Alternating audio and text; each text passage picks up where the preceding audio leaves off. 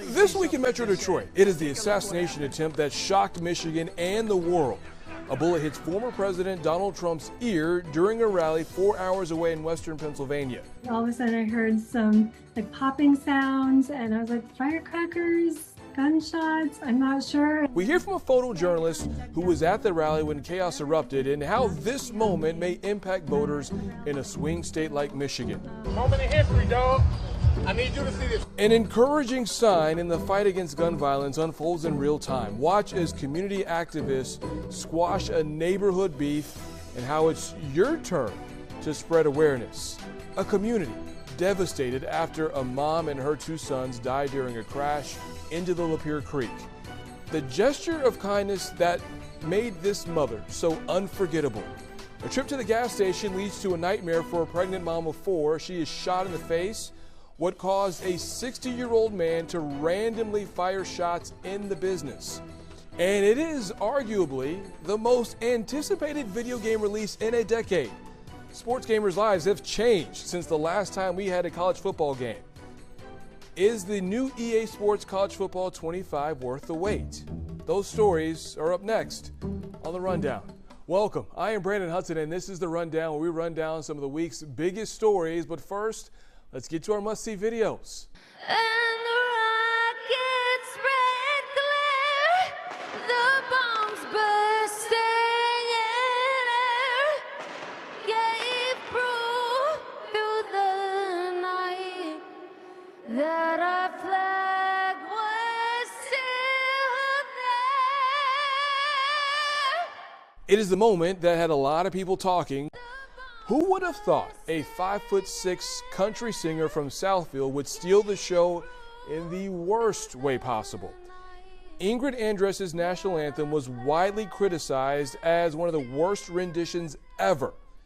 And the next day she responded on social media saying that she was drunk and will be checking herself into rehab. We do want to wish her the best. Our second video is a surreal sequence that some saw happen on their screens, but given the intense, violent rhetoric in our politics, it is not as surprising. The attempted assassination of former President Donald Trump. The Republican presidential nominee was speaking during his rally in Butler, Pennsylvania, a suburb of Pittsburgh, when he said a bullet hit his ear. Now, as Secret Service ushered Mr. Trump to safety, he tried to rally the crowd by throwing his fist in the air in a now iconic image. Now, earlier this week, I spoke with a Pittsburgh area photojournalist who was at the rally when that shooting happened. All right, photojournalist Rebecca Droke, you were in Butler, Pennsylvania over the weekend at the Trump rally. Look, thank you for joining us here on The Rundown. I know we worked cross paths in Pittsburgh, so it is good to see you despite the circumstances. How are you? I'm good, thank you. Thanks So for having walk me on the me, show. no problem. Look, walk me through what happened and the moment that you realized that the former president had been shot at and shot. Yeah, so I was on the press riser in one corner, standing on the highest riser, taking pictures as he spoke, and all of a sudden I heard some popping sounds, and I was like, firecrackers, gunshots, I'm not sure. And then so I had kind of ducked down a little bit, and then I was like, whatever this is, it's not supposed to be happening at a rally like this. So I kind of looked around, everyone was, still doing what they were doing on the riser, and I was like, all right, gotta start taking pictures. What moment did you realize that this was an assassination attempt? I mean, I guess when I looked down at the podium and, the Secret Service had jumped on him, I'm like, oh my gosh, what's happening? What just happened? So, and then very quickly he kind of popped, they kind of stood him up and the Secret Service surrounded him in this huddle. And then he kind of popped through, and then started, raised his fist and then kind of started acknowledging the crowd. Was this like a very quick succession of moments? Because when you see it in real time, it kind of feels like it was, you hear the pops, you see Donald Trump go down, you see Secret Service kind of converge on him, and then he goes. You still can kind of sense that it was a matter of time that had passed, but when you're out there in person, did it feel even faster? Oh yeah, for sure. I definitely, I just felt everything was happening super quickly. There was a lot to try to take in, like where were the shots coming from, what happened to the former president, what was happening in the grandstand, and in the where all the crowd was. So trying to take in all that, and then all that and the whole scene, and figure out what to photograph. Give us a sense of what it was like before you heard those gunshots. What was the event like? I know you probably covered a number of Trump rallies before. So what was the mood? What was the environment like before all this chaos happened? I mean, I guess I have covered several Trump, numerous Trump rallies. I've covered the RNC. There's always this, kind of sense of festival feel. Everyone decked out in Trump paraphernalia. Walking into the farm show, there was about 100 yards of vendors selling Trump merch, everything from buttons, t-shirts, hats that had his wig, like his hair wig, and there's shirts that had his mugshot on them, and people, shirts that say we're voting for, convicted felon. You walk in, it's just this, there was just a big open grassy area. And then as the afternoon progressed, it just filled up a sea of people in red hats. There was it was very hot that day, so people trying to take some shade, and there was medics out helping people who were struggling with some heat exhaustion, passing out water to people. So yeah, it was just, and he was about an hour late, so people started to cheer for him and say, we want Donald Trump, we want Donald Trump. So it was a typical Trump rally that you would normally see on TV, or ones that we've been used to for the past 8 years now. How did the mood change after the gunshots and after the shooting? In the middle, the seconds following the shooting, I really was tunnel vision and taking pictures, and I wasn't really absorbing how the crowd was reacting. I did notice that fairly quickly they were moving folks out of the rally site and moving them away from the stage in the grandstand. At one point, after Donald Trump he'd been taken to his SUV, the crowd all started turned towards the media and started booing us and giving us the finger and screaming towards us, and then quickly going back to other things. And so I think it was, and then Secret Service and other law enforcement officials were just pushing everyone out of the rally. So what has it been like in the weeks, or I should say in the days since the shooting happened in Western PA? The vibe in the community. Yeah. What has been the fallout? Have people, has it hit? Are people still, especially Trump supporters, are they still dealing, with what happened? Are they taking this in? Yeah. What's the news coverage been like? What have the people been like? Yeah.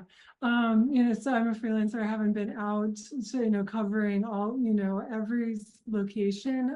I was in Bethel Park on Sunday, where Thomas Matthew Crooks lives, and I think people were very shocked that this had happened. They said their community was quiet. It still is quiet.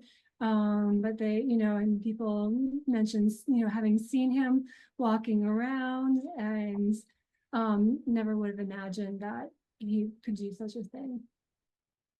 Rebecca, look, I'm glad that you are okay. I'm glad that the majority of everyone is okay. And our thoughts go out to the volunteer firefighter, the father who unfortunately didn't survive. But thank you for sharing your time and sharing your story. And I'm sure that we'll continue to see your work as both candidates visit Western PA as we head into the election. Rebecca, thank you so much. Thank you, Brandon. It was a pleasure. You can check out more on how this assassination attempt impacted the Republican National Convention in Milwaukee. That is on our website, fox2detroit.com. But first, I want you to check out Camila Miri's story on how this moment may impact the upcoming election. Take a look at what happened. July 13th, 2024, a dark day in American history. An assassination attempt on former President Donald Trump at a campaign rally in Pennsylvania. Oakland University political science professor Dave Dulio says while this violent turn of events is shocking, it's not completely surprising. In my view, in my judgment, both sides have been ratcheting up the rhetoric for far too long in far too extreme a way. Now, looking at the aftermath of the horrific event, Dulio says the Republican Party will likely benefit. I think you're going to see the party galvanized going into the convention that starts on Monday morning. And as far as how voters view Trump, they may now feel sorry for him, feel some empathy, and maybe give him a chance. And that creates challenges for the Biden campaign. Actions speak louder than words, right? It's probably time for our leaders to do more, right? And that's why I think it's going to be really interesting to see how the Biden campaign pursues this, how they deal with it. One thing is for sure. We've had two enormous political earthquakes in the last couple of weeks. The debate was one, and this is another. And it's just another twist and turn in an already historic and unprecedented election cycle. Camille Ameri, Fox 2 News.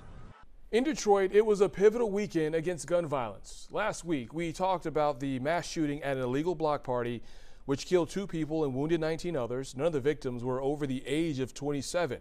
There were 5 other block party shootings that weekend.